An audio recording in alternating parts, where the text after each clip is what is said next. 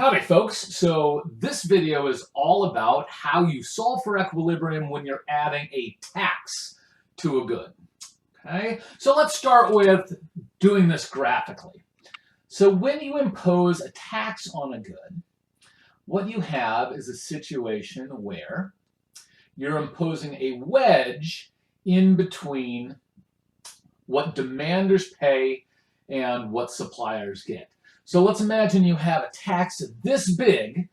What that means is normally equilibrium occurs here, but we're going to put a wedge the size of the tax in between what demanders pay and what suppliers get.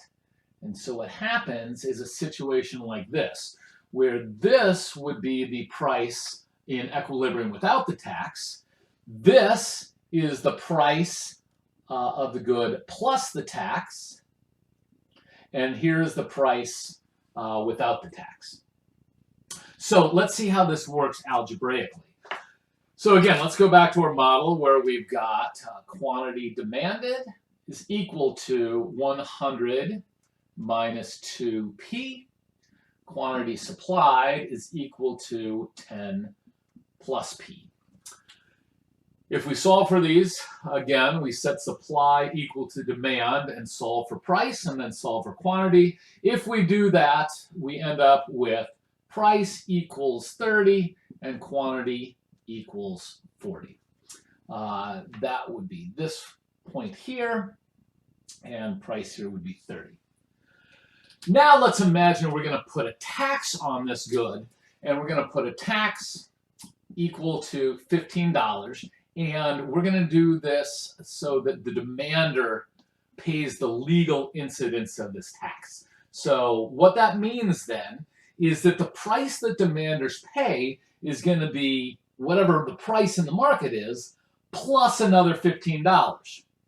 So that's easy enough to deal with. What we now have is quantity demanded equals 100 minus 2 times price plus the tax plus the $15. And we're going to set that equal to the quantity supplied, 10 plus p. Well, let's solve this. So this is 100 minus 2 times p minus 2 times 15. Don't forget to carry the negative sign there, right? Equals 10 plus p.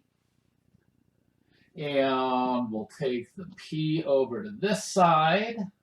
We'll take the 10 over to this side. We have 100 minus 30 minus 10. 60 equals 3p, or p equals 20. So the price here is going to be equal to 20, but the price, this is the price that the suppliers get. When we have taxes, we're going to actually have two different prices. The price that the suppliers get is going to be $20 here, but the price that the demanders pay is going to be 20 plus 15 equals $35. So this point up here is 35. This point down here is 20. So the price that the suppliers get is going to fall by $20, and the price that the demanders pay is going to go up by $5. Last thing we need to know is we need to figure out what the quantity here is. Well, we can either plug in the $35 into the quantity demanded. That would be 100 minus 2 times 35, or a quantity of 30. Or we can plug in 20 into the quantity supply curve, which would be 30. And so this point down here is a 30. So less quantity, less equilibrium quantity supplied and demanded. The price that suppliers gets falls. The price that demanders pay rises. And again, this is how we do it when this tax of 15 is placed on the demander. We put it in here so that demanders are paying both the price plus an extra $15. We don't add that on to the price here for the suppliers because the suppliers only get the price. They don't get the tax too. And so this is this wedge that has come between the demanders and the suppliers.